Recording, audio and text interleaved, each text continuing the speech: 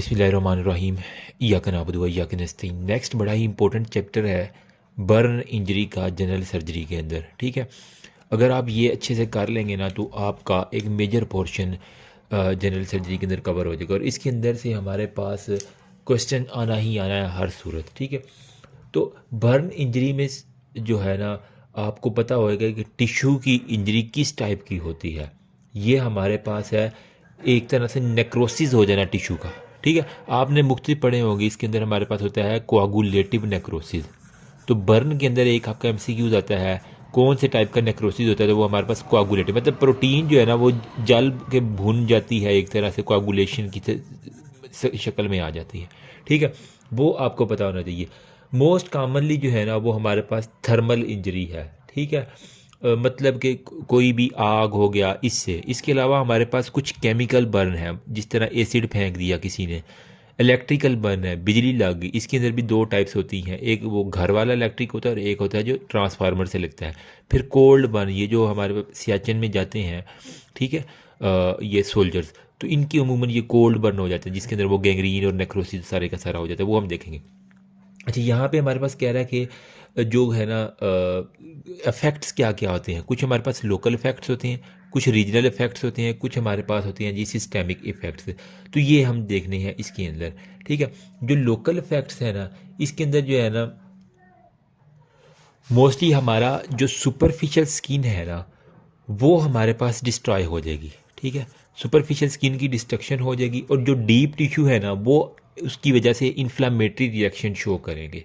ठीक है, देखो ना, अगर ये सुपरफिशियल स्किन सारी डिस्ट्रॉय होती है तो नीचे सारी डीप रहेगी, डीप वाली जो लेयर है वो एक तरह से नंगी होगी। ठीक है, तो नॉर्मली वो कह रहे हैं हमारे पास जो है ना बॉडी के अंदर से जब आप नॉर्मल मौसम में बैठे हैं तो 15 ml per metre square of the body surface जो है ना 1 घंटे के अंदर हमारे पास इतना फ्लूइड आपकी बॉडी से लॉस हो रहा है। लेकिन जब ये लोकल इफेक्ट्स की वजह से बर्न हो जाएगा, ऊपर वाली स्किन में उतार दूं तो इसकी वजह से जो इफेक्ट्स आएंगे ना वो हमारे पास इतना ज़्यादा 2 ml per metre square of body weight और पर आवर के अंदर इतना फ्लूइड लॉस होगा। तो दोनों में कितना फ़र्क है, 185 ml का फ़र्क है। तो ये फ़र्क तो पड़ेगा मेरी जान। ठीक है, तो ये हमारे पास है local effects of the burn के अंदर।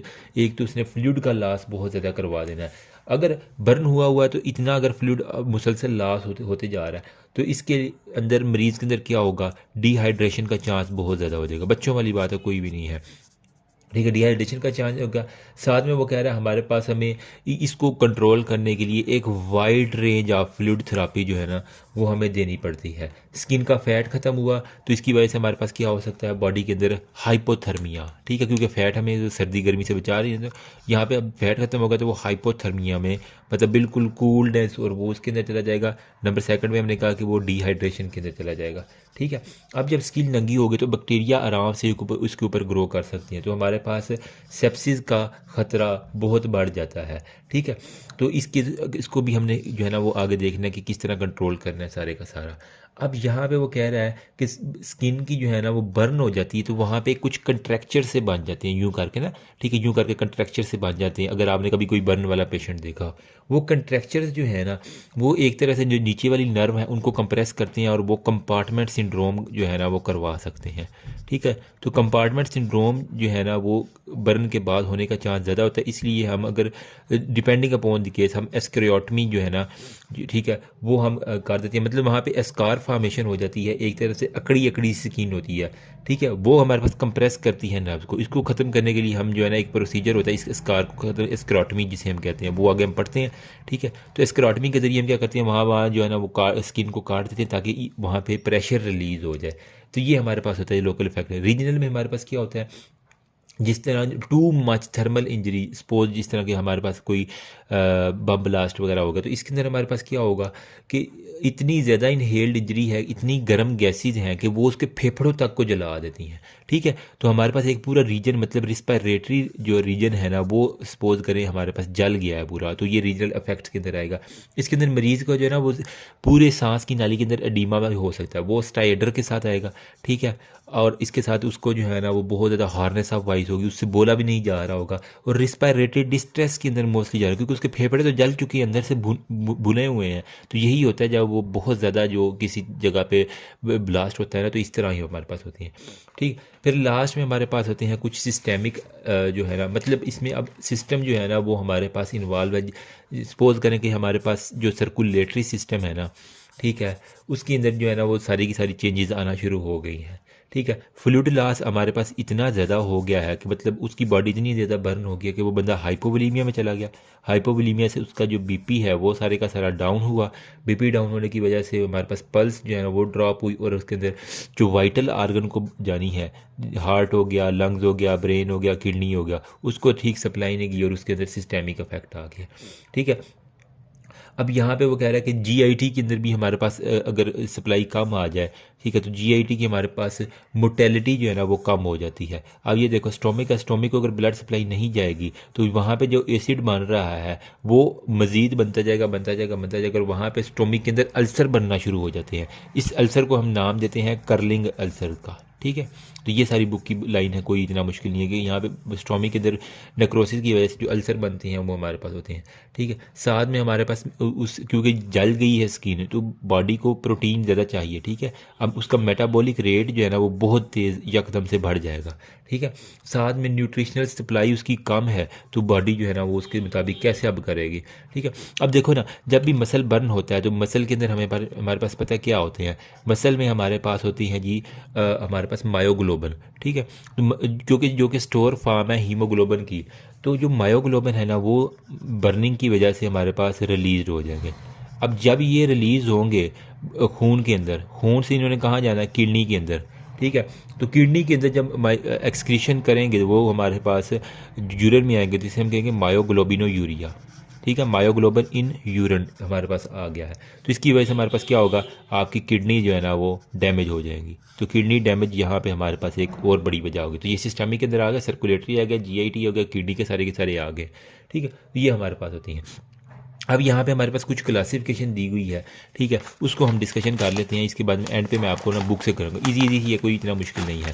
ठीक है, तो यहाँ पे होपफुली नज़र आ जाएगा। ठीक है, तो क्लासिफिकेशन के अंदर हमारे पास कह रहा है कि हमारे पास मेजर हमने ना 2 टाइप्स के अंदर कन्वर्ट किया है। अमूमन हम कहते हैं कि हमारे पास हो सकता है 1st डिग्री बर्न। ठीक है, यह एक हमारे पास हो सकता है 2nd डिग्री बर्न, फिर हमारे पास हो जाता है 3rd डिग्री बर्न। ठीक है, तो ये हमारे पास है, लेकिन यहाँ पे जो क्लासिफिकेशन है वो स्किन की थिकनेस के हिसाब से हमारे पास की गई है। हमारे पास हो सकती है यहाँ पे एक हमारे पास होता है जी पार्शियल थिकनेस बर्न, और एक हमारे पास होता है कंप्लीट थिकनेस। ठीक है, अब इसमें भी हमारे पास मज़ीद कैटेगराइज है, पार्शियल थिकनेस बर्न हो गया। ठीक है, और एक हमारे पास होता है जी कंप्लीट थिकनेस बर्न। ठीक है, कंप्लीट थिकनेस बर्न हो गया। अब जो पार्शियल है ना, इसको भी हमने मज़ीद 2 में डिवाइड कर दिया है। एक हमारे पास होता है जी सुपर पार्शियल सुपरफिशियल बर्न। ठीक है, पार्शियल सुपरफिशियल बर्न, और एक हमारे पास होता है, होपफुली नज़र आ रहा होगा। ठीक है, नंबर 2 में हमारे पास है पार्शियल डीप बर्न। ठीक है, तो हमारे पास पार्शियल सुपरफिशियल बर्न हो गया, डीप बर्न हो गया। अब किस तरह आपको पता चलेगा ये पार्शियल या कंप्लीट। हम आते हैं पहले स्किन की जो एनाटमी है। हमें पता है कि स्किन के ऊपर क्या होता है, ऊपर सबसे पहले क्या होता है, हमारे पास एपिडर्मस। एपिडर्मस की 5 लेयर होते हैं, स्ट्रेटम, बेज़ेल, स्पाइनोजम, ग्रेनुलोजम, ल्यूसिडम और कार्नियम। ठीक है, ये हमारे पास होगी जी एपिथीलियम। ठीक है, उसके हमारे पास होता है उस ये एपिथीलियम का दूसरा नाम क्या होता है, हम इसको कहते हैं एपिडर्मस। ठीक है, जो एपिथीलियम उसको हम कहते हैं एपिडर्मस। ठीक है, एपिथीलियम रहने दो, आप एपिडर्मस शुरू। इसके अंदर हम एपिडर्मस, अब स्किन में क्या 5 लेयर होती हैं, स्ट्रेटम, बेज़ेल, स्पाइनोजम, ग्रेनुलोजम, ल्यूसिडम और कार्नियम। इससे नीचे जो हमारे पास स्किन की लेयर होती है उसे हम कहते हैं, ये सारी हिस्टो है आपकी। ठीक है, इसको हम कहते हैं जी डर्मस। ठीक है, ऊपर वाली एपिडर्मस होगी, नीचे वाली हमारे पास डर्मस होगी। अब इस डर्मस को भी जो है ना वो मैं 2 पार्ट्स के अंदर डिवाइड कर रहा हूँ। हमें पता है डर्मस के नीचे हमारे पास क्या होती है, एक हमारे पास होती है हाइपोडर्मस, और वो फैट वगैरह उसको हम इग्नोर मारते हैं। ठीक है, हमारे पास जो डर्मस है ना इसको हम मज़ीद 2 कैटेगराइज में कर लेते हैं। इसकी 2 लेयर होती है डर्मस की। ऊपर वाले को हम कहते हैं पेपिलरी लेयर। ठीक है, papillary layer of the dermis, और नीचे वाली को हम कहते हैं रेटिक्यूलर लेयर। तो हमारा बर्न की क्लासिफिकेशन इसी के ऊपर ही बेस की हुई है, पेपिलरी, रेटिकुलर या एपिडर्मस। ठीक है, अब पार्शियल और कंप्लीट थिकनेस में हम फ़र्क करते हैं। जो पार्शियल सुपरफिशियल बर्न है, मतलब हल्का फुल्का जला हुआ है, सुपरफिशली है, इसके अंदर क्या होगा, हमारे पास जो एपिडर्मिस है वो तो सारी की सारी गई, साथ में हमारे पास कौन सी लेयर जाएगी, पेपिलरी लेयर जो है ना, सिर्फ ये यहाँ तक अगर हमारे पास बर्न है तो ये हमारे पास है पार्शियल सुपरफिशियल बर्न। ठीक है, तो हमारे पास पार्शियल सुपरफिशियल बर्न में कौन कौन सी लेयर गई, एक तो एपिडर्मिस सब में जाएगी, ठीक है, एपिडर्मिस गई, और हमारे पास साथ में कौन सी जाएगी, ये पेपिलरी लेयर इन्वॉल्व है। ठीक है, papillary layer of the dermis जो है ना वो हमारे पास इन्वॉल्व होगी। ठीक है, अब इसके अंदर क्या होगा, नर्व और वेसल बिल्कुल नॉर्मल होगी। ठीक है, यहाँ पे क्योंकि नर्व और वेसल पड़ी हैं वो उनको कुछ भी नहीं होगा, तो यहाँ पे नर्व प्लस जो वेसल्स हैं वो बिल्कुल इंटैक्ट रहेंगी, टनाटन। ठीक है, मतलब उनको हाथ लगाएंगे आपको दर्द होगी, शदीद दर्द में होता है ये पेशेंट। ठीक है, इवन हवा भी गुजरे तो उसको दर्द होती है, क्यों, उसकी नर्व और वेसल अब बिल्कुल नंगी हो चुकी हैं लेकिन ठीक काम कर रही हैं। ठीक है, आपको जो स्किन है नीचे वो आपको पिंकिश मॉइस्ट जो है ना वो पिंक स्किन नज़र आएगी, बिल्कुल ऐसे जैसे नई नवेली जो है ना वो हमारे पास होती है स्किन। ठीक है, तो पिंकिश स्किन आपको सुपरफिशियल बर्न में हो। डीप बर्न की थोड़ी सी बात करते हैं। अच्छा, यहाँ पे मैंने बताया ना कि नीचे से हमारे डर्मस नज़र आ रहा है, तो मरीज़ इसमें शदीद तकलीफ में होगा क्योंकि उसकी नर्व और वेसल शदीद इंटैक्ट है। इसके अंदर अब हीलिंग का अगर मैं बता दूँ कि खुद ब खुद वो हील हो जाता है। अमूमन आपको इस्त्री लगी हो, ठीक है, तो वो 2-4 हफ्ते के अंदर वो खुद ब खुद हील हो जाया करते हैं, किसी सर्जरी की ज़रूरत नहीं है, किसी सर्जन की ज़रूरत नहीं है। और यहाँ पे जब आप ऊपर थोड़ा सा हाथ रखते हैं तो आपको ब्लैंचिंग जो है ना, ये देख रहे हैं ब्लैंचिंग हल्की सी, ठीक है, इस तरह पिंकिश सी ब्लैंचिंग जो है ना वो आपको स्किन की वो इजीली मिल जाती है। तो ब्लैंचिंग इसमें प्रेजेंट है, पिंक स्किन है, नर्व और वेसल इंटैक्ट है, शदीद इसको दर्द में होगा। ठीक है, इसके अंदर एपिडर्मस और पेपिलरी लेयर गई है। अब आ जाते हैं जी डीप बर्न के ऊपर। डीप बर्न के अंदर मेरी जान हमारे पास क्या चीज़ इन्वॉल्व होगी, एक तो एपिडर्मस किया, ठीक है, अब इसी से भी हमने डीप जाना है, तो एपिडर्मस सबसे पहले गया, नंबर सेकंड पे डर्मस की जो है हमारे पास पेपिलरी लेयर की, ठीक है, और नीचे जो थी मैंने कहा रेटिकुलर लेयर, वो भी हमारे पास इसके अंदर गया है। तो फ्यू रेटिकुलर जो है ना वो हमारे पास जो है ना वो इसके अंदर इन्वॉल्व हो जाएगी। ठीक है, तो एपिडर्मस, पेपिलरी और रेटिकुलर लेयर। ठीक है, देखो ना, जब जो पेपिलरी लेयर है इसके अंदर हमारे पास बेसिकली क्या होता है, यूं करके पेपिलाज से होती हैं, इसके अंदर वो सारी प्रोजेक्शन ही होती हैं। लेकिन जो रेटिकुलर लेयर है वो नीचे वाली डीप लेयर है, तो उसकी कुछ कंपार्टमेंट्स हमारे पास, सपोज करें इतनी रेटिकुलर लेयर भी हमारे पास इन्वॉल्व है, तो हमारे पास ये हम इसको कहेंगे कि हमारे पास पार्शियल डीप बर्न की हमारे पास है। ठीक है, अब इसके अंदर हमारे पास जो हमने कहा है ना पार्शियल है, तो इसके अंदर हमारे पास वेसल और नर्व बिल्कुल ठीक थी। यहाँ पे अब आपने वेसल और नर्व को थोड़ी सी इंजरी करवा देनी है, वेसल प्लस नर्व जो है ना उसको पार्शियल डिस्ट्रॉय करवा देना है। ठीक है, नॉट कम्प्लीटली, पार्शली जो है ना वो हमारे पास डिस्ट्रॉय होंगी हल्की फुल्की सी। ठीक है, मरीज़ को प्रिक करने का सही पता नहीं होगा, आप कहेंगे ना मैं यहाँ पे सुई चबो रहा हूँ या कोई चीज़ मार रहा हूँ, वो कहेंगे मुझे पता नहीं चल रहा। ब्लंट इंजरी और प्रिक इंजरी में वो फ़र्क ही नहीं पा पाएगा। ठीक है, तो हमारे पास वो प्रिक की और ब्लंट इंजरी की हमारे पास कोई फ़र्क नहीं कर सकता ऐसा बंदा, क्यों, उसकी वो पार्शली डिस्ट्रॉय जो हो गया। यहाँ पे इजीली फ़र्क कर रहा था वो, क्यों, उसके नर्व और वेसल ठीक हैं। यहाँ पे अब वो जो है ना वो प्रिक नहीं, यहाँ पे हमने कहा था कि ये ब्लेंचिंग जो है ना स्किन की वो हमें नज़र आ रही है कि यहाँ पे हमारे पास ब्लेंचिंग जो है ना वो बिल्कुल नहीं आएगी, क्यों, उसकी वैसे ही पार्शली डिस्ट्रॉय हो चुकी है, तो वो कैसे आएगी। लेकिन यहाँ पे अब हीलिंग जो है ना वो होना शुरू हो जाती है, यहाँ पे भी हीलिंग तो होगी। ठीक है, यहाँ पे हीलिंग होगी थी मुकम्मल, किसी सर्जरी की, किसी क्रीम की, किसी सर्जन की कोई ज़रूरत नहीं, यहाँ पे हीलिंग तो होगी, लेकिन वो हीलिंग किसके साथ रहेगी, हाइपरट्रोपिक स्कार यहाँ पे साथ बन जाएगा एक छोटा सा। ठीक है, हाइपरट्रोपिक स्कार जो है ना वो यहाँ पे बन जाएगा हीलिंग के अंदर। तो ये आपको जो है ना वो पता होना चाहिए कि हाइपरट्रोपिक स्कार किस में बनता है और वहाँ पे। ठीक है, ये हमारे पास हो गया फुल थिकनेस बर्न के अंदर। अब पार्शली जो डीप बर्न है इसके अंदर, अब फुल थिकनेस के अंदर हमारे पास क्या होगा, फुल थिकनेस में मेरी जान, कंप्लीट थिकनेस या फुल थिकनेस जो भी कह लो, इसके अंदर होल एपिडर्मस और डर्मस सारा कुछ चला जाएगा। यहाँ पे हमने रेटिकुलर लेयर कुछ इन्वॉल्व की थी, यहाँ पे नीचे वाला सारे का सारा इन्वॉल्व होगा। तो यहाँ से लेके यहाँ तक सारा अगर मैं जला दूँ तो इसको मैं कहूँगा कि एपिडर्मस और डर्मस, इसके अंदर जो पेपिलरी ऊपर वाली लेयर है, रेटिकुलर लेयर, ये दोनों जो है ना मुकम्मल तौर पे जल जाएंगी। यहाँ पे पार्शली जो है ना रेटिकुलर लेयर थी, यहाँ पे अब कंप्लीट जो है ना वो हमारे पास जो है ना वो जल चुकी है। ठीक है, अब सब कुछ जल गया है। इसके अंदर यहाँ पे जो नर्व थी वो भी जल गई वैसे भी। अब मरीज़ को आप हथौड़े मारो, जो मर्ज़ी करो, पेन नहीं होगी मरीज़ को, क्यों, उसकी नर्व ही सारी जल गई है, तो पेन बिल्कुल भी ऐसे मरीज़ में नहीं होगी। यहाँ पे पेन होगी लेकिन वो उसको इंटरप्रेट नहीं कर पा रहा कि ये शार्प है या कौन सी पेन है। यहाँ पे जो मर्ज़ी कर लो, सुइयाँ चबो लो, जो मर्ज़ी, कंप्लीट थिकनेस बर्न के अंदर उसको कुछ भी नहीं होगा, ठीक है। और वहाँ पे जो है जिस तरह हम अगर गोश्त जल जाए, बारबेक्यू जल जाए, काला हो जाता है, यहाँ पे हमारे पास ब्लैक जो है ना वो कलर बर्न हमारे पास हो जाएगा, ठीक है। इसके अंदर हमें सर्जरी करके वहाँ पे डिब्राइडमेंट करनी पड़ती है, रिमूव इन्फेक्शियस टिश्यू, और वहाँ पे एट दी एंड जो है ना हमें स्किन का फ्लैप लगाना पड़ जाता है, ठीक है। स्किन का फ्लैप लगाएंगे तभी वहाँ पे हील होगी, वरना फिर वैसे ही नंगा पड़ा रहे तो हील नहीं होगी, ठीक है। तो ये हमारे पास पार्शियल थिकनेस कंप्लीट बर्न में। अब इसी को मैंने फर्स्ट डिग्री, सेकंड डिग्री और थर्ड डिग्री कैसे कहूँगा। ये सुपरफिशियल बर्न को मैं फर्स्ट डिग्री बर्न कह देता हूँ, डीप बर्न को मैं कह देता हूँ सेकंड डिग्री बर्न, और कंप्लीट वाले को हम कह देते हैं कि ये थर्ड डिग्री बर्न है। थर्ड डिग्री बहुत खतरनाक है, ठीक है, इसके अंदर हमें फ्लैप की ज़रूरत पड़ जाती है। अब यहाँ पे उसने एक क्राइटेरिया दिया हुआ है कि बर्न सेंटर रेफरल क्राइटेरिया, किस मरीज़ को आप बर्न सेंटर के अंदर रेफ़र करेंगे, ठीक है। तो बर्न सेंटर रेफरल हमारे पास एक क्राइटेरिया है, ठीक है। इसके अंदर हमारे पास क्या होता है, देखो किसी मरीज़ को अस्पताल भेजना है, सबसे पहले देखो उसकी इनहेलेशनल इंजरी तो नहीं है, उसको अगर सांस की मसला आ रहा है, ठीक है, तो इनहेलेशनल इंजरी एक सबसे बड़ा क्राइटेरिया है हमारे पास। अगर उसको स्टाइडर है, बोलने में मसला, तो फ़ौरन उसको बर्न सेंटर रेफ़र करो, क्योंकि उसके अंदर एडिमा डेवलप हो सकता है। फिर हमने कहा कि जो डीप बर्न होते हैं, सुपरफिशियल तो नहीं हम करते, लेकिन जो डीप बर्न होती है, अब डीप पार्शियल बर्न या कंप्लीट बर्न उनमें आ जाते हैं। डीप बर्न जिनके अंदर हमें सर्जरी की ज़रूरत है हर सूरत, तो इसको हम रेफ़र करेंगे बर्न सेंटर के अंदर।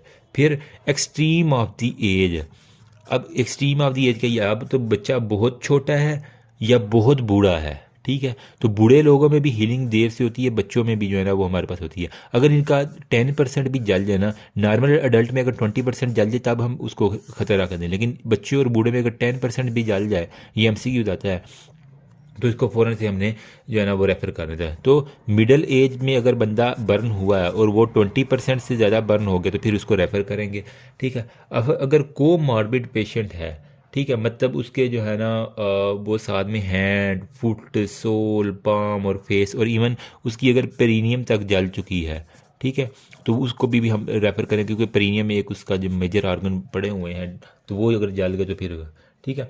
या फिर अगर मरीज़ ने खुद को ज़बरदस्ती जलाया है, सपोज करें कोई मेडिको लीगल केस है, फिर आप उसको लाजमी तौर पे अस्पताल रेफ़र करो, ठीक है, क्योंकि वहाँ पे उसकी medical legal report, forensic report जो भी है वो बननी है, ठीक है। या फिर हमारे पास अगर इलेक्ट्रिसिटी बर्न है, ठीक है, तो उसको फिर मतलब बिजली जिसको लग जाती है ना, वो बिल्कुल भुना जाता है, तो उसके अंदर भी हमारे पास होता है। या फिर अगर किसी ने हाइड्रोफ्लोरिक एसिड, ठीक है, HFA मैं लिख रहा हूँ, ठीक है, क्योंकि ये सबसे जो है ना वो गंदा तेज़ाब है हाइड्रोफ्लोरिक एसिड, ये जब जो है ना वो जला देगा ना, ठीक है, तो हमारे पास खतरनाक तरीन जो है ना हाइड्रोफ्लोरिक एसिड, वो हर चीज़ जला के परे मारेगा, ठीक है। तो इस केस में आपने पानी शानी जो डालना है, इसके साथ आपने रेफ़र लाजमी करना होता है, ठीक है।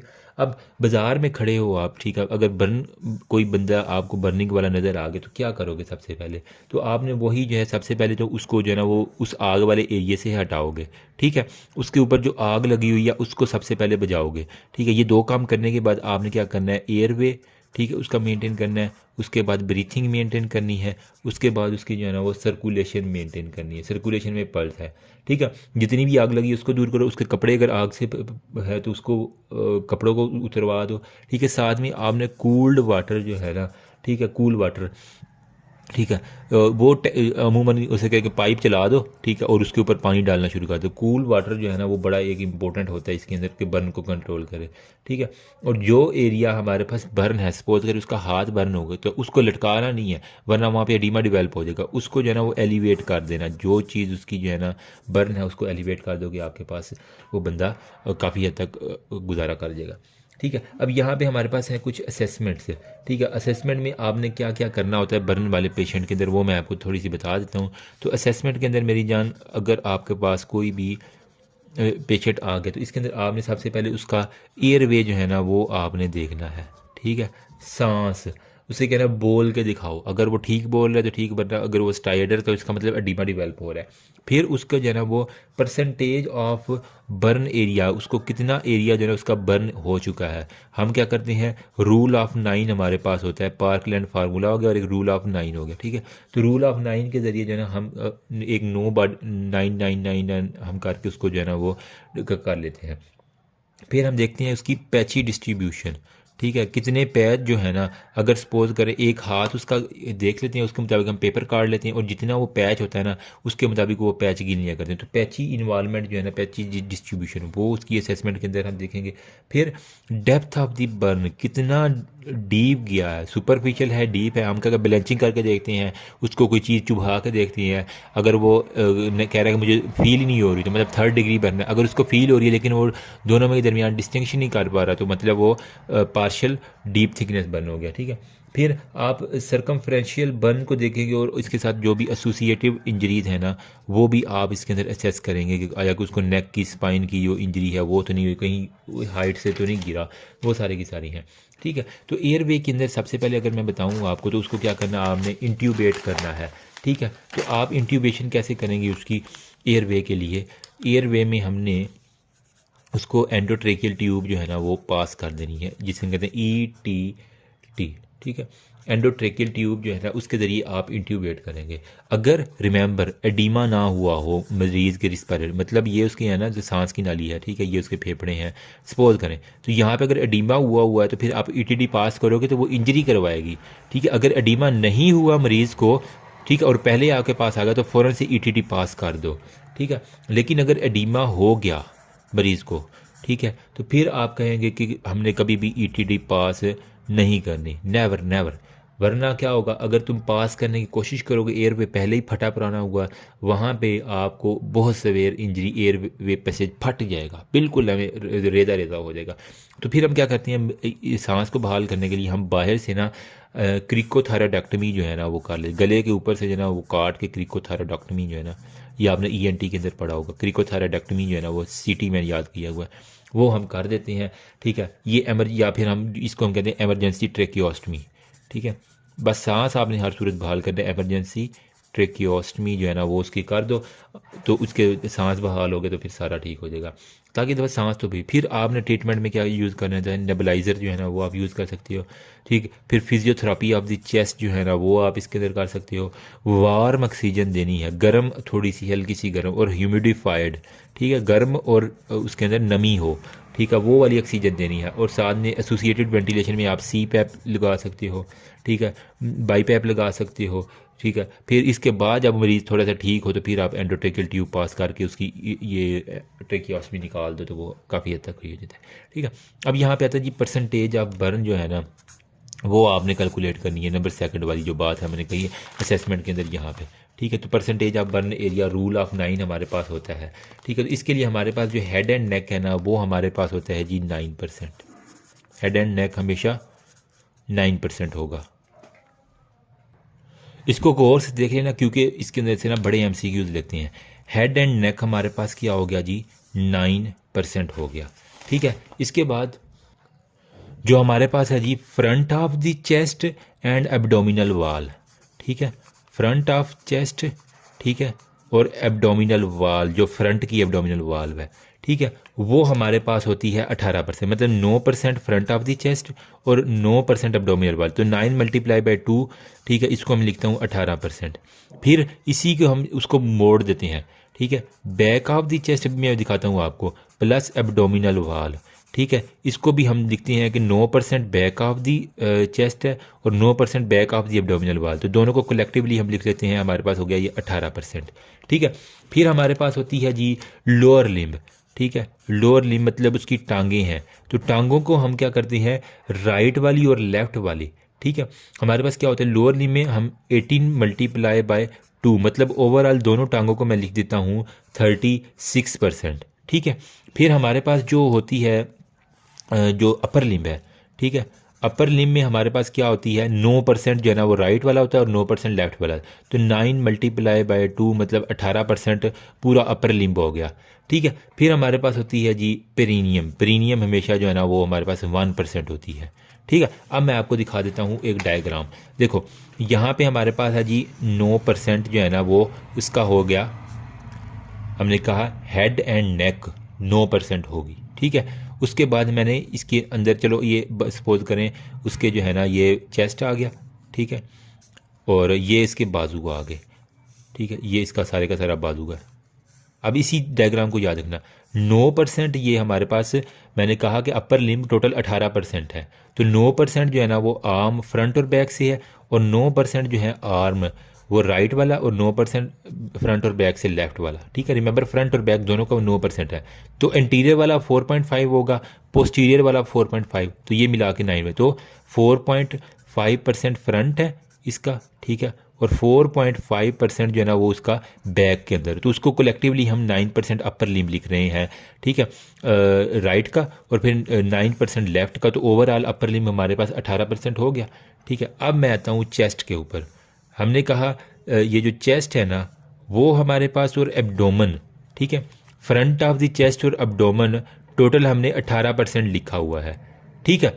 तो मतलब 9% फ्रंट ऑफ द चेस्ट है, 9% जो है ना फ्रंट ऑफ द एब्डोमेन है।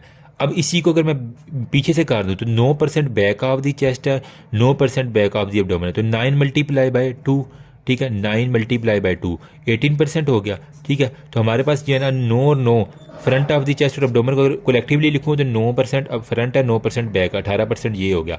सेम इसी तरह हम बैक को, इस बंदे को अगर मैं बैक पे मोड़ दूँ तो 9% बैक के ऊपर होगा, 9% बैक के ऊपर होगा, तो बैक ऑफ दी चेस्ट और बैक ऑफ दी एब्डोमेन 18% हो गया, ठीक है। अब आ जाते हैं जी लेग के ऊपर। लेग जो है ना वो टोटल हमारे पास होती है जो ओवरऑल है लोअर लिम्ब, ठीक है, वो हमारे पास कितनी है, 36% है। रिमेंबर अपर लिम्ब कितना था, 18% था, 9 9 18, लेकिन लोअर लिम्ब टांगे लंबी होती हैं तो 36% यूँ कर लो, ठीक है। तो ये हमारे पास 36% कैसी होगी, हमारे पास है पूरी लोअर लिम्ब। अगर 18% ये राइट लेग को दे दूँ और 18% मैं लेफ्ट लेग को दे दूँ, ठीक है, तो 18 18 36 हो गया ना। इसको मज़ीद हमने डिवाइड किया कि 9% जो है ना, अगर इसको बर्न एरिया आ जाए कि ये ऊपर वाला थाई है और नीचे वाली लेग है, ठीक है, तो इसके लिए अलग अलग हमारे पास फार्मूला होते हैं, ठीक है। राइट थाई 9%, ठीक है, लेफ्ट थाई हमारे पास 9% है, ठीक है। फिर ये जो हमारे पास नीचे वाली लेग है, ठीक है, बिलो द नी, मतलब जहाँ पे आपका यहाँ पे ना नी है, घुटने हैं, ठीक है, उससे नीचे जो है ना फिर वो फिर 9% होती है, फिर ये 9% फ्रंट और बैक दोनों से, ठीक है। 9 और 9 18% ये राइट वाली होगी, 18% ये लेफ्ट वाली हमारे पास लेग होगी, तो ये हमारे पास है। और यहाँ पे हमारे पास होता है ये 1% उसके जो भी जेनिटल ऑर्गन है, पेरिनियम, तो हमारे पास कितनी हो गया, ये हमारे पास देखो अब टोटल 9 और 18 और 18 36, 36 18 और 36 कितने हो गए हैं, 30 और 30 60 और 72 हो गया, ठीक है। 72 और 9 कितने हो गए, 81, 81 और 18 कितने हो गए, 99, ठीक है। और 1% ये 100% बॉडी का पूरा हो गया, ठीक है। तो ये हमारे पास एक जुगाड़ू सी क्लासिफिकेशन है अडल्ट के अंदर। इजी है कि नहीं है, समझ लिया, ठीक है। हेड और नेक जो हमने 9%, दोनों देखो ना अपनी गर्दन के ऊपर हाथ रखो, गर्दन को 9% कर दो, फ्रंट और बैक हेड एंड नेक, ठीक है। दोनों आर्म को 18%, टांगें लंबी हैं तो उसको 36%, पेरिनियम के ऊपर हाथ लगाओ 1% है।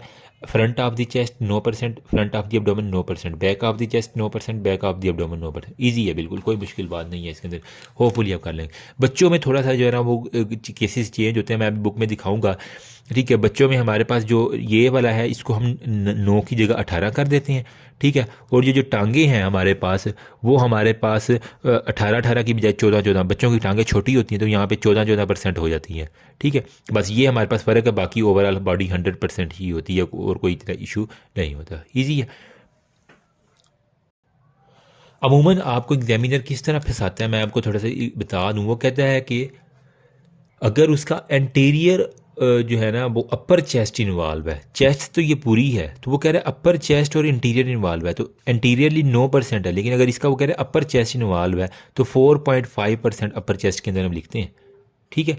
वो उसी को आपने आधा कर देना होता है। अगर वो कहता है 50% ऑफ दी अपर लिम्ब जो है ना वो बर्न हुआ है, ठीक है, मतलब कहे कि वो राइट जो है ना वो उसका जो अपर लिम है वो 50% बर्न हुआ, तो 9 का आधा कर दो कितना होता है 4.5, सिंपल सी बात है। ठीक है, 50% वही होगा। फिर अगर वो कहते हैं कि पैची एरिया अगर इन्वॉल्वमेंट है तो आप क्या करती हैं, मरीज़ का एक हाथ लेते हैं, उसके मुताबिक एक पेपर काटते हैं, जितने पैच बने हुए उतने पैच गिन लेते हैं, 1 पैच 2 पैच 3 पैच, जहाँ जहाँ जला हुआ है वो वर्का वहाँ पे रख के क्लीन पेपर। ठीक है, उसके हाथ के मुताबिक पहले हमने साइज़ ले लिया और उसको फिर ना उस पैचेस के मुताबिक जो है ना वो कैलकुलेट कर लिया। अगर 6 पैचेस उसकी बॉडी के ऊपर जले हुए तो 6 उसका परसेंट उसका बर्न एरिया सीधा सीधा हो जाता है। ठीक है, तो एक पाम उसका जो है ना वो हमारे पास होता है। अब अगर सरकमफ्रेंशियल बर्न हमारे पास हो, सरकमफ्रेंशियल यानी हम उसको फुल थिकनेस बर्न भी कह रहे हैं। ठीक है, तो सरकमफ्रेंशियल बर्न लिखा हो या इसको हम कहते हैं कि फुल थिकनेस बर्न हो, तो इसके अंदर हमें क्या करना पड़ता है। यार ये कौन काले कर रहा है। ओके, इसके अंदर हमने क्या करना होता है, हमेशा एस्क्रोटमी करनी होती है। ठीक है, मतलब वो एस्कार एक वो क्योंकि कह लें कि सख्त सी चीज़ बन जाती है जो प्रेस करती है हमारी सर्कुलेशन को, तो उसको हम अगर सपोज करें यहाँ बनना है वहाँ पे एक स्कार सा यूँ करके बन जाता है। ठीक है, झुर्रियाँ सी, उसको वजह से प्रेशर पड़ता है और वैसल हमारे पास आगे नेक्रोसिस होने के चांसेस हैं, तो हम क्या करते हैं वहाँ पे काटर मार देते हैं, इसके हम कहते हैं एस्क्रोटमी हमने करनी होती है। ठीक है, रिमूवल ऑफ एस्कार जो है ना इसको प्रोसीजर हम कहते हैं एस्क्रोटमी। जो सरकमफ्रेंशियल बर्न की वजह से थिकनेस हुई है, ठीक है, वो हरगिज़ नहीं होनी चाहिए, वरना उसे हम इंसीज करें रिलीज़ करें ताकि वेसल जो है ना वो कंप्रेस ना हो। अब हॉस्पिटल मैनेजमेंट में हम थोड़ी सी बात कर लेती हैं, एस्क्रोटमी आगे मैं दिखाता हूँ आपको, बुक के अंदर से परेशान नहीं होना। ठीक है, हॉस्पिटल मैनेजमेंट में हमने क्या क्या किया अभी तक, एयरवेज की मैनेजमेंट कर ली, उसकी ब्रीथिंग कर ली, ठीक है, उसकी सर्कुलेशन। अब उस बंदे को पेन है अगर बहुत ज़्यादा तो उसको साथ में एनाल्जेसिया भी देना है। ठीक है, फिर उसके जितने भी बर्न के वाउंड है उसको ट्रीट करके हमने एस्क्रोटमी जो है ना वो हमने यहाँ पे अस्पताल के अंदर करनी होती है। फिर इन्फेक्शन के लिए हमने प्रोफाइलेक्टिकली एंटीबायोटिक्स जो है ना वो दे देनी होती है। फ्लूइड्स उसका जो बहुत ज़्यादा लॉस हुआ है वो हमने देना, बताता हूँ कौन सा रिंगर लैक्टेट देना है, उसको किस तरह कैलकुलेट करना है वो भी आ रहा है। ठीक है, तो एयर में हमने अभी तक क्या किया, इंट्यूबेशन किया, एंडोट्रेकियल ट्यूब पास की, अगर एडीमा नहीं, अगर एडीमा है तो फिर हमने क्या किया था, क्रिकोथेरेडेक्टमी या फिर एमरजेंसी ट्रेक्योस्टमी हमने कर दी। फिर हमने क्या किया जी, नेबुलाइज़र जो है ना वो उसके ज़रिए हमने जो है ना वो हार्ड गर्म गैसेस दी।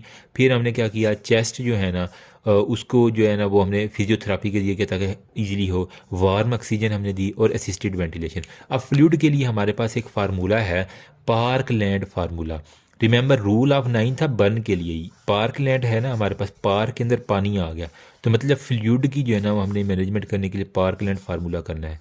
तो इसके अंदर क्या होता है फार्मूला, 4 ml मल्टीप्लाई उस बंदे का वेट कर लो। ठीक है, वेट इन केजी, ठीक है, किलोग्राम, मल्टीप्लाई उसको कर दो जितना हमने रूल ऑफ 9 के जरिए बर्न एरिया जो है ना वो कैलकुलेट किया ना, तो उसको परसेंटेज को यहाँ पे मल्टीप्लाई कर, परसेंटेज ऑफ बर्नड एरिया जो है ना वो हम यहाँ पे इसको कर लें, तो ये हमारे पास है। सपोज करें हम उसका वज़न है जी 60 kg और उसका एरिया कितना बर्न हुआ है, सपोज करें 20% उसका एरिया बर्न हो गया है।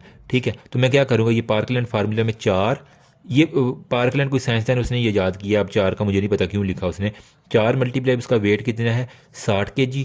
ठीक है, मल्टीप्लाई आप उसका कर देंगे जितना परसेंट बर्न एरिया 20%। ठीक है, जो भी आंसर है, सपोज ए हमारे पास आंसर आया है। ठीक है, चलो इसको हम क्या कर लेते हैं, 100 हमारे पास आंसर आ गया, लेट्स सपोज। ठीक है, इसको खुद ही कैलकुलेट आपने करना तो फिर ज़रबे शरबे देंगे। ठीक है, सपोज 100 हमारे पास आया है, तो अब इसको जो है ना वो हमने किस तरह डिवाइड करना है, क्या हम ये अब 100 जो है ना ये आपने इतना फ्लूइड देना है उस बंदे को, 100 ml सपोज करें हमने फ्लूइड देना है, तो वो क्या 24 घंटे में सीधे ही लगा दो एक ही दफ़ा, नहीं, इस 100 को मैं डिवाइड करूँगा 2 पार्ट्स के अंदर। ठीक है, मतलब हमने पहले 24 घंटे में जो देना है ना, तो फर्स्ट जो 8 आवर है उसके अंदर 50% हमने देना है। ठीक है, पहले जो फर्स्ट 8 आवर्स है ना, ठीक है यार, 8 पहले 8 घंटे है ना, टोटल 24 घंटे होते हैं ना, तो 24 घंटों को 3 हिस्सों में डिवाइड कर लिया हमने, पहले 8 घंटे और अगले जो है ना वो 16 घंटे, 16 और 8 24 होती है ना, 8 और 16, तो हमने 24 घंटों को एक पहले 8 घंटे में फ्लूइड देना है और फिर हमने अगला 16 घंटे, तो 8 घंटे में हमने 50% देना है और अगला जो रह जाएगा 50% वो हमने 16 घंटे के अंदर पूरा करना है। ठीक है, मतलब पहले 8 घंटे में तेज़ फ्लूइड दे देना है। ठीक है, उसके बाद बाकी 8 घंटे जो 16 घंटे रह गया ना उसके अंदर हमने स्लो जो है ना वो 50% जो उसका फ्लूइड रह गया वो पूरा करना है। सीधा ही नहीं 8 घंटे में ही 100 ml दे देना, नहीं, 50% पहले 8 घंटे में, अगला 50% अगला जो 16 घंटे, इस तरह आपने 24 घंटे पूरे करने हैं। ये हमारे पास है जी इनिशियल थेरापी। ठीक है। मतलब अभी आज मरीज़ आया है ना, सपोज करें 12 बजे आया है, तो आपने पार्कलैंड फार्मूला के जरिए उसका फ्लूइड कैलकुलेट कर लिया, ठीक है, और उसको जो है ना अगले जो 12 घंटे हैं, अगले 8 घंटे उसके अंदर 50% फ्लूइड दे के बाकी अगले जो उसके 16 घंटे रह जाएंगे दिन के, उसके अंदर आपने 16 पर में 50% देना। ये हमारे पास है इनिशियल थेरापी जो हमने देनी है। अब इनिशियल दे दी, 24 घंटे में मरीज स्टेबल हो गया, तो अब इसके बाद कौन सी थेरापी होती है? Maintenance therapy. जो फ्लूइड दिया है उसको मेंटेन भी तो करना है ना, ठीक है। तो मेंटेनेंस थेरापी के लिए एक अलहदा से हमारे पास रफड़ है यहाँ पे, ठीक है। मेंटेनेंस थेरापी में हम क्या करते हैं कि आफ्टर 24 आवर जो हमने फ्लूइड देना है उसको हमने कैलकुलेट करना है, ठीक है। सपोज करें हमने कहा कि ये जी 60 kg का बंदा है, ठीक है, तो इसको हम क्या करेंगे, 3 हिस्सों में डिवाइड कर लेंगे इसकी बॉडी को। पहले 10 kg, ठीक है, फिर अगला 10 kg, ठीक है, और फिर आगे जो जितना भी उसका वज़न होगा ना, वो हमने अगर 20 से अबाव है तो मतलब 40 kg, तो पर kg के हिसाब से जो है ना वो बढ़ाते रहना है, ठीक है। तो मतलब बाकी 40 kg उसका वजन रह गया ना, तो 10 10 और ये 60 टोटल हो गया, तो उसे हमने 3 हिस्सों में डिवाइड कर दिया। पहले वाला 10, अगले वाला 10, बाकी जो रह जाएगा वो आपने ओवरऑल वैसे लिख देना है, ठीक है। तो हर मरीज़ में यही है कि हमने करना है, ठीक है। यहाँ पे वो कह रहा है कि पहले 10 kg के लिए जो है ना वो हमने इसको 10 kg को मल्टीप्लाई कर देना है 100 ml के साथ, ठीक है। तो 10 मल्टीप्लाई बाय 100 कर दिया, ठीक है, तो ये कितना आ गया, 1000 ml आ गया। ये मेंटेनेंस डोज है पहले 10 kg उसका जो है। फिर अगला जो 10 kg है ना, जो सेकंड हाफ उसकी बॉडी का है, उसके लिए हमने इसको मल्टीप्लाई करना है 50 के साथ, ठीक है। तो 50 के साथ ml के साथ जब मल्टीप्लाई करेंगे तो 50 मल्टीप्लाई बाय 10 500 ml हो गया इसकी अगली के लिए। बाकी जो है ना वो हमारे पास जितना भी होगा उसको हम जो है ना पर केजी के हिसाब से 20 के साथ मल्टीप्लाई करते रहेंगे, ठीक है, क्योंकि इसका 40 kg है, तो हमारे पास कितना होगा, 40 मल्टीप्लाई बाय 20 कितना हो गया, ये कोई हमारे पास बनेगा 800 ml आई थिंक, यस, ठीक है, 800 ml, 4 दूनी 8 होता है ना, तो 800 ml, दो सिरे ज़्यादा आ गई, तो 800 ml, 500 ml और 1000 ml टोटल हमने कैलकुलेट करना है। हमारे पास कितना होगा, 1800 और ये 500 कितना हो गया, 18 और 5 कितने होते हैं, 23, ठीक है। तो ये 2300 ml जो है ना इसका हमारे पास मेंटेनेंस जो है ना वो थेरापी के अंदर हमने फ्लूइड देना है 24 घंटों के बाद जो हमने कैलकुलेट किया है। तो ये मेंटेनेंस थेरापी अलग चीज़ है, ये हमारे पास फ्लूइड थेरापी जो इनिशियल थेरापी थी उसके लिए ये हमने कैलकुलेट कर लिया, ठीक है। तो अब इंशाल्लाह ये भूलेगा नहीं, अब आप इसको यूँ डिवाइड मेंटेनेंस की, फिर इनिशियल में हमने 24 घंटों को 2 हिस्सों में डिवाइड किया, उसके बाद मेंटेनेंस में उसकी बॉडी वेट को हमने 3 हिस्सों में डिवाइड किया। पहले 10 kg के लिए 100, अगले 10 kg के लिए 50, लास्ट वाले जो जितने भी इसका बॉडी वेट रह जाएगा, ठीक है। तो सपोज करें अगर वो 70 kg का, तो यहाँ पे 50 आ जाएगा, ठीक है। तो उसके लिए हमने 20 के साथ उसको मल्टीप्लाई कर देना है, ईजिली हमारे पास आ जाएगा, ठीक है। अब पार्कलैंड फैल्मिया में यही है कि वो जो भी हमने फ्लूइड दिया वो मेंटेन। अब फ्लूइड देना कौन सा, ये एक मसला है। तो यहाँ पे आपने कोई भी और नहीं देना सवाए रिंगर लैक्टेट के, ठीक है, या फिर रिंगर एसीटेट भी होता है, वो अभी मैं बताता हूँ, ठीक है। मोस्टली जो है ना वो रिंगर लैक्टेट हम पहले दिया करते थे, ठीक है, ये स्टैंडर्ड फ्लूइड है। फिर हमने, क्योंकि ये लैक्टेट है जिसकी वजह से लैक्टिक एसिड जो है ना वो एसिडोसिस मरीज़ को हो जाती है, फिर हमने इसकी जगह रिप्लेस कर दिया रिंगर एसीटेट को, ठीक है, ठीक है। तो ये काफ़ी हद तक जो है ना वो ये भी हम दे सकते हैं। तो हमने ट्रीट किस तरह करना है, अब जो ज़ख़म हो गया है ये फ्लूइड हमने देनी है इस फार्मूले के ज़रिए कैलकुलेट करके सारे के सारे। अब हमने ट्रीट किस तरह करना है वाउंड को, सबसे पहले आपने करना है अप्लाई करनी है उसके ऊपर क्रीम, ठीक है। क्रीम आपने मोस्टली सुनी होगी, क्विंच क्रीम आपने सुनते होंगे, ठीक है, या फिर बर्न के लिए मुख्तलिफ मार्केट में, ये कोई ब्रांड का मैं नाम नहीं ले सकता यहाँ पे।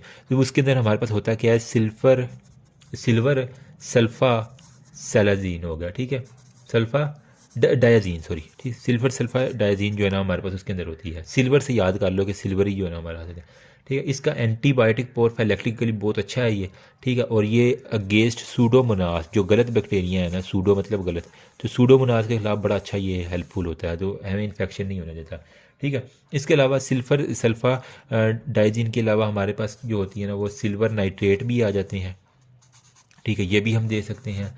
और मिफेनिडीन एसीटेट भी हम इसके अंदर दे सकते हैं, मिफेनिडीन एसीटेट, तो ये भी हम इसी के अंदर दे सकते हैं। लेकिन ये एसीटेट जहाँ पे आ गया ये हमारे पास मेटाबॉलिक एसिडोसिस भी काज करवा सकता है। इसका ये है मिफेनिडीन एसीटेट का ये मेटाबॉलिक एसिडोसिस, जबकि ये सिल्वर नाइट्रेट जो है ना ये हमारे पास क्या करवा देते हैं साइड इफेक्ट, ये सोडियम को जो है ना वो कम कर देता है। एंड से नाइट्रेट, एंड से जो है ना वो Na होता है ना सोडियम, तो ये इसकी ये MCQ जाएगी, ये सोडियम जो है ना इसकी कमी करवा देगा ये, ठीक है।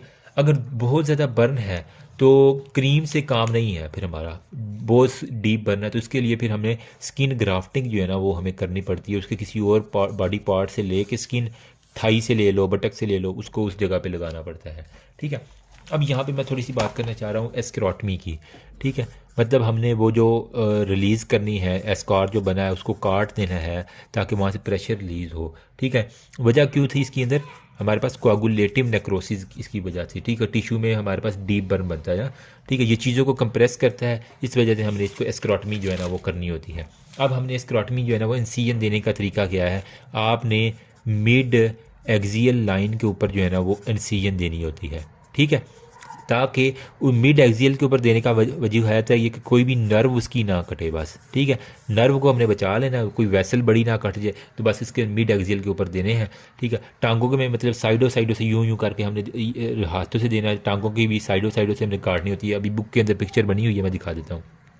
चेस्ट के अंदर जो है ना वो हम एंटीरियर एक्सिलरी लाइन जो है ना उसकी एक्सिला है ना उसी की लाइन के ऊपर हम चलते हैं, ठीक है। स्टर्नम के साथ तो एंटीरियर एक्सिलरी लाइन के ऊपर जो है ना हम चल के वो चेस्ट के ऊपर मरीज़ को अच्छे से पहले एनाल्जेसिया दे देना है ताकि स्क्रोटमी में हमने कट लगाने हैं ना तो पेन ना हो उसको, ठीक है, जिसके अंदर हमारे पास होता है, ठीक है। इस दौरान मरीज़ का जो है ना प्रोटीन लॉस क्योंकि बहुत ज़्यादा हो जाता है बर्न के अंदर, तो उसको हाई रिच प्रोटीन डाइट जो है ना NG के ज़रिए देनी होती है, क्योंकि खा भी तो नहीं थी, तो NG के ज़रिए जो है ना वो अब फीडिंग जो है ना उसकी अच्छी सी स्टार्ट करवानी है। साथ में इन्फेक्शन के लिए IV प्रोफाइलैक्टिकली एंटीबायोटिक देना है। ध्यान रखना है कि उसको ना फीवर ना हो, फीवर हो गया तो उसको सेप्टिसीमिया के अंदर वो जा सकता है, ठीक है। तो ये हमारे पास अगर सेप्टिसीमिया हो गया खुदा ना खासा तो उसका फ़ौरन से आपने ब्लड कल्चर लो, ठीक है, और उसको लैब में भेजो कि कौन सा बैक्टीरिया इसके ऊपर हमला किया, तो उसके मुताबिक फ़ौरन से एंटीबायोटिक्स शुरू करा दे। इसके साथ आपने बर्न पेशेंट के अंदर जो है ना वो नर्सिंग केयर बहुत ज़्यादा अहम है, और CMH खारियाँ इसके लिए बेस्ट है नर्सिंग केयर के लिए, क्योंकि सबसे अच्छा जो है ना बर्न सेंटर CMH खारियाँ का, ठीक है। जिसके अंदर क्या होता है, आपने एक तो बावल केयर करनी होती है, पखाना वगैरह की उसकी, ठीक है। ब्लैडर केयर करनी होती है, उसका पेशाब ना उसकी बॉडी के ऊपर लगता रहे, ठीक है। उसकी जो है ना वो स्किन, उसकी केयर सबसे ज़्यादा करनी है। ओरल हाइजीन, उसके मुंह का जो है ना वो हमने ख्याल रखना है। साइकोजेनिक केयर जो है ना वो हमने करनी है, और फिजियोथेरापी जो है ना वो आपने इसके अंदर करवानी ताकि ये मूवेबल रहे, उसकी बॉडी जब हरकत में रहेगी तो उसको कोई भी इस तरह का एट्रोफी मसल की नहीं होगी, ठीक है। लास्ट में मैंने एक वर्ड यूज़ किया था कर्लिंग अल्सर, कि स्टोमिक के अंदर जो कर्लिंग अल्सर है ना वो गैस्ट्रिक अल्सर, GIT जब ब्लड ही नहीं देगी तो वहाँ पे जो एसिड है वो डिज़ाल्व नहीं होगा, ठीक है, तो वहाँ पे वो अपने ही मैदे को खाना शुरू कर देगा। इस्कीमिया की वजह से वो जो है ना अल्सर बन जाते हैं मैदे के एसिड की वजह से। तो इसके अंदर हम क्या प्रोटॉन पंप इनहिबिटर दे देंगे, तो ठीक है, ओमेप्राजोल वगैरह जो भी है तो वो इसके अंदर देंगे तो हमारे पास मरीज़ काफ़ी हद तक ठीक हो जाएगा, ठीक है। अब मैं आपको दिखाता हूँ मैंने बुक से जो जो चीज़ें पढ़ाई हैं ना आपको, तो होपफुली आपको इंशाल्लाह ये, ठीक है। तो ये बुक मेरी नहीं है, इसके लिए डिप्रेसर नहीं मैं मार रहा, लेकिन ये पहले से जो है रंगीन है। Tissue coagulative necrosis application thermal injury की है, ठीक है। हमने फ्लेम दी है, contact hot sources scaled electricity की वजह से हमारा कोगुलेटिव नेक्रोसिस होती है। डेप्थ में हमने बता दिया, फ्लूइड लॉस का मैंने बता दिया ये कितना कितना होता है, ठीक है। सर्कुलेशन में हमने बता दिया कि सर्कमफ्रेंशियल बर्न में मसल कंपार्टमेंट में हो सकती है। हॉट गैसेस की वजह से रिस्पायरेटरी में स्टीम यानी जो भाप जाती है वो एपिथेलियम को डिस्ट्रॉय करती है, और वो सारे का सारा कार्बन मोनोऑक्साइड जो है ना वो 280 टाइम्स मोर ग्रेटर है इसकी हीमोग्लोबिन के साथ कंसनट्रेशन है। इस वजह से ये जब इसका लेवल 10% से बढ़ेगा ना तो बड़ा मसला होगा, ठीक है। अगर इसकी कंसनट्रेशन 60% पहुंच गई है, ठीक है, तो इसका मतलब बंदा गया फिर अल्लाह के पास, ठीक है। फिर सिस्टमिक में सर्कुलेशन GIT मैंने उसके अंदर कर्लिंग अल्सर का आपको बता दिया, ठीक है। फ्लूइड रिप्लेसमेंट के बारे में हमने बात कर ली सारी की सारी। यहाँ पे इंक्रीज मेटाबॉलिक रेट है, रिस्पायरेटरी में सेप्सिस वगैरह वो सारी की सारी। क्लासिफिकेशन में हम पार्शियल और फुल थिकनेस है। पार्शियल में फिर हमने कहा था कि फर्स्ट डिग्री बर्न है, सेकंड डिग्री बर्न है डीप बर्न में, और फुल में हमने ये थर्ड डिग्री बर्न। इसके अंदर मैंने बताया कि बंदे को पेन होती है, ब्लेंचिंग होती है, पेनफुल होता है, और 2 हफ्तों के अंदर ठीक हो जाता है ये वाला। इसको पेन जो है ना वो एज सच ना तो ब्लेंचिंग होती है स्किन की, ना ही उसको सेंसेशन ऑफ पेन होती है। शार्प और ब्लंट के अंदर फ़र्क नहीं कर पाएगा वो, ठीक है। यहाँ पे इसको बिल्कुल पेन लेस होता है क्योंकि उसकी जो है ना वो हार्ड लेदरी स्किन हो गई है, ठीक है, काले रंग की, तो वहाँ पे उसको कोई भी सेंसेशन नहीं होगी। इसके अंदर हमने ग्राफ्टिंग करनी होती है। बाकी हमने डेप्थ ऑफ बर्न के सिवेरिटी ऑफ बर्न में डेप्थ है, और उसके अलावा इन्वॉल्वमेंट ऑफ रिस्पायरेटरी, अगर वो पेशेंट जो 2 साल से छोटा है या फिर 60 साल से बड़ा है, ठीक है, डीप बर्न है, उसका परसेंटेज ऑफ टोटल बॉडी अगर ज़्यादा बर्न हो गया तो फिर हमारे पास मोर्टेलिटी में हमारे पास कह रहा है कि body surface area plus age divided by 100 कर देंगे तो आपको मोर्टेलिटी का पता चल जाएगा। ठीक है, mortality is directly related to the size of burn. जितना ज़्यादा बर्न होगा और जितनी उसकी एज ज़्यादा होगी उसी हिसाब से जो है ना उसका। सस्पेक्टेड में एयरवे इंजरीज हैं, वो बाकी मैंने इंजरीज आपको पेरिनियम की बता दी हैं कि आपने कब उसको रेफ़र करना है क्राइटेरिया में। ठीक है, अगर उसके पेरिनियम की इंजरी अगर उसको जो है ना जो बच्चा है उसका 10 और हमारे पास 40 ईयर से 10 साल से छोटा है या 50 साल से बड़ा है, ठीक है, उनके अंदर 10% है। जो बड़े हैं उनके अंदर 20%। अगर एरिया जल गया तो उसको फ़ौरन रेफ़र करना है। पेरिनियम उसका वो जेनिटल आर्गन जल गए हैं। ठीक है, प्री हॉस्पिटल में सबसे पहले भेजने से पहले आपने सबसे पहले उसको उस एरिया से बचाना है, आग बुझानी है। ठीक है, उसके ABC मेंटेन करना है ATRS प्रोटोकॉल के ज़रिए। ठंडे पानी से 10 मिनट तक उसको कूल करना है ताकि उसकी पेन जो है ना वो कम हो। ठीक है, कूलिंग जो है ना वो कह रहा है कि should be at 150 degree at hypothermia should be avoided हो गया। एलिवेट करना है ताकि वहाँ पे एडीमा ना हो। असेसमेंट हमने करनी है एयरवे की, percentage of burn, depth of the burn, circumferential burn जितने भी हैं। ठीक है, सबसे पहले अपने उसका सांस देखना वो बहाल हो, नोज पैलेट टाइडर तो नहीं है। ठीक है, एंडोट्रेकियल ट्यूब डालनी है अगर उसको एडीमा नहीं है। अगर एडीमा हो गया तो फिर क्रिकोथेराडेक्टमी हमने करनी होती है। ठीक है, साइज़ ऑफ बर्न में हमारे पास होता है कि स्मॉल या पैची एरिया इन्वॉल्व है तो मरीज़ के हाथ के मुताबिक एक पेपर काट लेना है। उस पेपर को जितने उसके पैच हैं उसके ऊपर रखते जाना और परसेंटेज आपने उसकी कट दी piece of the clean paper हो गया पेशेंट के ऊपर हाथ रख लेना वो उसमें। अच्छा, रूल ऑफ 9 में जो है ना हमारे पास क्या आता है जी कि वो कहता है बॉडी को हमने 11 हिस्सों में डिवाइड किया हुआ है। अब ये पिक्चर थोड़ी सी दिखाना जो है ना यहाँ पे नहीं है वो। ठीक है, वो मैंने बता दिया कि नेक ये है, ये 9 9 9 18 ये टोटल 36% हो गया। 18% अपर लिम्ब, 36% लोअर लिम्ब हो गया, 1% प्रीनियम, फ्रंट ऑफ द चेस्ट और ये हमारे पास फ्रंट ऑफ द एब्डोमेन 18% है, back of the chest back of the abdomen 9% आ गया। ठीक है, 9% वो हमारे पास आ गया था। बच्चों के अंदर क्या है, ये हेड एंड नेक बड़ों में 9% था, बच्चों में कह रहा है 18% है। जबकि टांगे बच्चों की छोटी होती है तो 18 की जगह हमने 14% इसके अंदर कर दिया। बस ये फ़र्क है। बाकी ये लंड बॉर्डर चार्ट ये कोई भी नहीं पूछता, ना ही इसके किसी को समझ है इतनी। ठीक है, बाकी वो कह रहा है कि हमारे पास असेसमेंट किस तरह करनी है। स्काल्ड है, फैट है, फ्लेम बर्न जो है ना वो मिक्सड होता है। जो स्काल्ड मतलब वेट बर्न होते हैं, चाय गिर गई है तो इसके अंदर हमारे पास क्या होता है, पार्शियल थिकनेस बर्न होती है। ठीक है, जो फैट बर्न है वो हमेशा डीप होता है, फ्लेम वाला मिक्सड होता है। अल्कली अगर गिर गई तो फुल अल्कली सबसे एसिड से भी खतरनाक जो है अल्कली है। इलेक्ट्रिकल बर्न में फुल हर चीज़ जला देगा। एसिड बर्न में हमारे पास सुपरफिशियल वीक अगर कंसनट्रेशन का सुपरफिशियल है, अगर स्ट्रॉन्ग है हाइड्रोफ्लोरिक एसिड तो वो पूरा जला देगा। ठीक है, यहाँ पे वो कह रहे हैं कि सर्कमफ्रेंशियल बर्न में मतलब डीप बर्न जो होते हैं इसके अंदर एस्कर मान जाते हैं, कंपार्टमेंट सिंड्रोम हो जाती है, स्क्रोटमी करनी पड़ती है। एयरवे फ्लूइड मैनेजमेंट हमने देख लिया, पार्कलैंड फार्मूला हमने देख लिया परसेंटेज में। ठीक है, तो वो ये हमारे पास ये सारे का सारा आ गया। तो यहाँ पर मेंटेनेंस डोज हमारे पास क्या थी, इनिशियल डोज हमने देख ली कि 16 घंटे में और 8 घंटे में। ठीक है, इसको डिवाइड किया था। मेंटेनेंस में 100 के पहले 10 के लिए 100, अगले 10 के लिए 50 और बाकी जितना भी है उसके लिए हमने 20 ml पर के जी के हिसाब से उसको मल्टीप्लाई करके बच्चों के अंदर जो है ना वो पार्कलैंड फार्मूला में हमने ना मेंटेनेंस फ्लूइड को उसके साथ मल्टीप्लाई करना होता है। इसी फार्मूला में ना पार्कलैंड में 4 multiply patient body multiply by a percentage of burn area, उसके अंदर हमने मेंटेनेंस भी ऐड करनी है बच्चों के अंदर। ये बस आपने एक बात याद रखनी है। रिंगर लैक्टेट दे सकते हैं, रिंगर एसीटेट दे सकते हैं। अब रिंगर एसीटेट देती हैं ताकि हमारे पास वो ना इस लैक्टेट की जो है ना वो कंसनट्रेशन ज़्यादा ना हो। ठीक है, बाकी कह रहे हैं वो कोलाइडल हमने नहीं देना, वरना वहाँ पे एडीमा वगैरह हो जाएगा और लंग के अंदर जो कॉम्प्लिकेशन आ जाती हैं। ट्रीटमेंट में सुपरफिशियल पार्शियल थिकनेस है, अग्रेसिव है, सर्कमफ्रेंशियल कंपार्टमेंट सिंड्रोम मैंने बता दिया। ये स्क्रोटमी उसने यहाँ पे की हुई है। ठीक है, हमने जो क्रीमें देनी है ना सिल्वर सल्फा डाइजीन है, सिल्वर नाइट्रेट है, मेफेनिडीन एसीटेट है और सिल्वर सल्फा डाइजीन और सीरियम नाइट्रेट भी हमारे पास आ जाता है। ठीक है, जो हमारे पास है ना सिल्फर सल्फा डाइजीन ये ल्यूकोपीनिया करवा देता है, ये एक MCQ है। ठीक है, तो ल्यूकोपीनिया जो है ना वो सिल्वर वाला करवा देता है। नाइट्रेट वाला सोडियम, N से नाइट्रेट और N से सोडियम है, ये करवा देगा। एसीटेट वाला जो है ना वो एसिडोसिस करवा देता है। बाकी जो सिल्फर सल्फर डाइजीन और सीरेनियम नाइट्रेट जो है ना वो इम्यूनिटी जो है ना वो हमारे पास कहता है कि हमारे पास इंप्रूव हो जाती है। इसके अंदर रिस्टोरेशन ऑफ दी एपिडर्मल में कह रहा है कि हमारे पास जो है ना स्किन ग्राफ्टिंग करती है, जनरल एनेस्थीसिया में डिले ग्राफ्टिंग भी हम कर सकते हैं। तो ग्रेनुलेशन में स्क्रोटमी में कह रहा है कोआगुलेटिव नेक्रोसिस जो बनती है। ठीक है, उसके अंदर हम एक जिस तरह हमने टॉर्निकेट मानते हैं उसी तरह के जिस्म के ऊपर ना बॉडी अपनी कर लेती है। तो ये देखो हमने अपर लिम्ब को साइडो से मिड एक्सियल लाइन देख रहे हो, ये वाले ये साइडो से बिल्कुल ताकि कोई नर्व मेन नर्व कटे ना। ठीक है, तो ये हमने बस इस तरह करनी है। बाकी ये डिजिट्स के अंदर ये देख लो यहाँ साइडो से मतलब इस जगह से हमने कट मारने हैं। ठीक है, इस जगह से इस जगह से इस जगह से। ठीक है, ये देख रहे हो, तो मतलब लेटरल जो हमारे पास रेडियल बॉर्डर है ना हर जगह उसी के ऊपर कट मारने हैं तो ताकि हमारे पास ये इजीली हो जाए। बाकी स्मॉल और सुपरफिशियल बर्न है, एनर्जी बैलेंस है, लार्ज बर्न। ठीक है, तो ये आपने बच्चों वाली बात है। कर्लिंग अल्सर मैंने बता दिया, एडिशन में नर्सिंग केयर भी मैंने बता दी जो CMH खारिया में अच्छी होती है, ठीक है। बाकी सेप्सिस अगर हो जाए तो उसको फ़ौरन से जो है ना वो आपने उसकी जो चीज़ें हैं। नेक्स्ट हमारे पास है जी नॉन थर्मल या बर्न इंजरी। इसके अंदर केमिकल है, कोल्ड है, ठीक है, आयोडाइजिंग रेडिएशन और इलेक्ट्रिकल है। केमिकल में क्या क्या हो सकता है, स्ट्रॉन्ग अल्कली या एसिड हो सकते हैं, ठीक है। रिमेंबर अल्कली जो है ना वो ज़्यादा डैमेज करती है रेदर देन एसिड। अमूमन लगता है एसिड उसने मारा, लेकिन अल्कली अगर गिर जाए ना बंदे के ऊपर वो ज़्यादा खतरनाक है। ये MCQ हो जाता है, अल्कली इज़ मोर पेनफुल और मोर आता है, ठीक है। अल्कली जो है ना वो हमें कुटेनियस लिपिड के साथ मिलके एक सोप बना दिया करती है, जो आपने केमिस्ट्री में पढ़ा हुआ है, ठीक है। और वो फिर कंटिन्यूसली जो है ना डिजॉल्व करती रहती है जब तक कि वो न्यूट्रलाइज ना दे, ठीक है। इसी वजह कह रहा है कि वो डीप बर्न में फुल थिकनेस में हमारे पास अल्कली ज़्यादा खतरनाक है, वो सोप फॉर्मेशन करती है।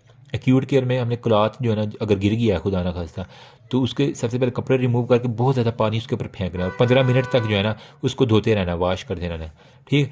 फिर हमने न्यूट्रलाइजिंग एजेंट्स जो है ना वो हमने देख लेनी, अगर कोई हमें मिल जाए। हाइड्रोफ्लोरिक एसिड बर्न जो है ना वो बहुत ज़्यादा HFA हाइड्रोफ्लोरिक एसिड, ये MCQ सबसे ज़्यादा खतरनाक है। इसकी एंटीडोट हमने क्या देनी, इसकी वजह से हाइपोकैल्सीमिया हो जाता है, ठीक है। तो इसके अंदर हमने एंटीडोट कैल्शियम जो है ना बहुत ज़्यादा देनी होती है बंदे के अंदर। बाकी इलेक्ट्रिकल बर्न में लो टेंशन है, हाई टेंशन। लो टेंशन अगर घर में लग गया, हाई टेंशन अगर वापडा के अंदर वो काम करता है। लो टेंशन मतलब वही डोमेस्टिक में हमारे पास इंट्री और एग्जिट वाउंड आपको मिलेंगे, ठीक है। घर के अंदर इंट्री और एग्जिट पॉइंट होता है ना, वहीं से देख लो। इसके अंदर कार्डिक अरेस्ट सबसे ज़्यादा कॉमन है, मायोकार्डियल रिससिटेशन हमें चाहिए।